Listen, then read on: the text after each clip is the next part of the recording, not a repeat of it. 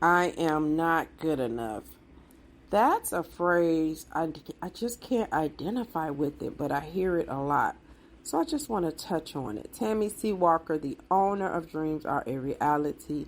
I created this channel to provide light and love. How you all doing, amazing people? I hope your week is good. Mine is going really well. Let me jump right in.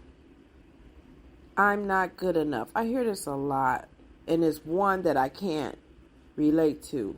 It's not to say that I don't have insecurities and some doubts, but I don't resonate with I am not good enough. Looking it up, I had to look it up because every time I hear it, I don't connect with it. One of the main reasons for feeling not good enough is that we live in a society where we constantly compare and compete with one another. We want to be better than someone else. We don't want to be worse than someone else. As a result, your inner voice becomes highly critical. You show less and less self-compassion. So again, like I said, I don't relate to that. And so maybe I could tell you some of the reasons why I do not relate to I am not enough. Growing up, my mother, she did a fine job on breaking things down. My mother was like a preschool teacher before she worked at the post office for her over 35 years as a timekeeper, like, dealing with payroll, the hours. She kept the hours of the other postal employees. But with my older sister and I, she really made us read books, and we read the Golden Book. It was like children's Bible. She really broke it down for us. As a young child, she told me and my sister about Cain and Abel. And I'll mention this on my channel. It's in the book of Genesis, first book of the Bible. Cain and Abel were brothers. They both brought a sacrifice to God. Abel's sacrifice was accepted. Cain's was not. Cain became so jealous he killed his brother.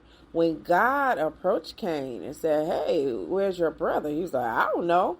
So this was the first of jealousy. Well, yeah, first of jealousy, lying. Although Adam and Eve didn't they lie too? So this is just showing you from the beginning of time how jealousy started. When a woman, and I'm sure some men feel like this too, of course, but when a woman says, "I'm not good enough," it's because she has compared herself with someone else, a celebrity on TV, someone with a bigger butt, somebody with a better shape, somebody that's more educated, somebody that she deems as prettier. Perhaps it's in her neighborhood. She sees big homes, but she's in an apartment or a smaller home. She wants this car, this purse. She wants to go on these trips. This is why social media is so detrimental to our mental health, because we are spending entirely too much time saturated into other people's lives. We feel, some of us, that they are doing so much better than us, but in fact, what they're not understanding, what we're not understanding, Facebook is fake book.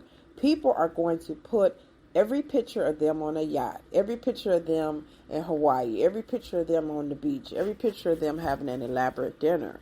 People are not going to put the abusive pictures. They're not going to put a video of their boyfriend or husband cursing them out, or the husband or boyfriend is not going to put a picture of him being berated by his woman. We don't see the dark side. So this is why I limit my comings and goings on Facebook and those type of platforms, because I don't have a whole lot of time to sit and study other people's lives. Like the Cat Williams things. People can't keep the Cat Williams thing. People can't stop talking about it. I don't have 2 or 3 hours to watch Cat Williams. And I like Cat Williams within reason, what I know about him, and never had a problem with him. But it's just with the life I live, and I like, oh, I'm so busy, I'm Oprah Winfrey, all that. No, but I do work 2 jobs. So when you work 2 jobs, the field I'm in, it requires paperwork and notes and stuff. I just simply don't have time to dedicate to studying other people like that. Listen here, if you feel like you're not enough, it's that time that you do the self-work and dig into self-love. What is self-love? It's getting off of social media. And I'm not saying just, disengage or shut it down, but limit your comings and goings on that. It means you are not to compare yourself with a celebrity. You are not to compare yourself with your sibling. You are not to compare yourself with your auntie, your cousin, and your friends. You are not to compare yourself with coworkers or your your ex-husband's current wife, your ex-boyfriend's current girl. This is detrimental to our mental health. All of us have our own path to walk on. All of us have our own body type that God gave us. There are some instances where you can transform your butt into how you want it. It takes hard work and discipline. People that do those surgeries, they don't even keep up the surgery. Those surgeries, it comes with something that is going to tap into your psyche. If you have a new butt or a new breast or breast lift, tummy tuck, for real, you really need to change your mindset. You need to eat better. You need to exercise. You want to keep that in shape. To get those things done and then just go eat a bunch of burgers and ice cream and, fattening foods, you just really wasted your money. Really. It doesn't take away that little girl inside that still thinks she's not good enough because you added these things on. I'm not knocking plastic surgery. I've had to have it. I'm a breast cancer survivor. So I know about it. I'm not knocking it. I'm just saying a lot comes with it. For me, the reasoning behind it is the most important thing. Are you getting this BBL or breast augmentation for you? Or are you doing it for a man or somebody else or a lady or whatever? Do everything for you. It's all about you. Maya sung about that. It's all about you. And you are enough. Who are you trying to be enough for? You are enough for you. You are divinely created. God created each and every one of us, and we cannot say He made mistakes. You are enough. Anything you want in this life, bigger house, red bottom shoes, trips, blah, blah, blah. All that superficial stuff, because it really don't mean a hill of beans, because at the end of life, you're not going to care about how big your house is and all that stuff. Very sane people or people that are on their deathbed, they're not thinking about their worldly possessions. They're saying on their deathbed, I wish I had spent more time with my family. I wish I had to travel more. I wish I didn't work so much. This is what's being said at the end of life. Not glad I had that 6-bedroom house. Glad I had 20 pair of red bottom shoes. Glad I was on the red carpet. They don't care about that. They're thinking about the bare essentials of spending time with loved ones, enjoying life, and just wishing, some of them, that they had been nicer to people. Some people die alone because they were so freaking mean that nobody wanted to be around them. You are enough. Tell yourself every day, I am enough. Me personally, I'm more than enough.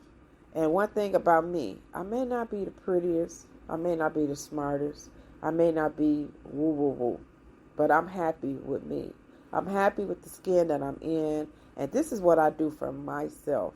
I try to keep myself up from my toes all the way to the crown of my head. I make sure I have on a nice fragrance. I make sure my hygiene is on point. I make sure I nurture my mind with meditation, journaling. Right now, I have a self-love book in my lap right now, working on that. I do what I can to better myself. I'm not everybody's type, but I'm somebody's type. I'm my type. I can improve myself in every way imaginable. And I love me.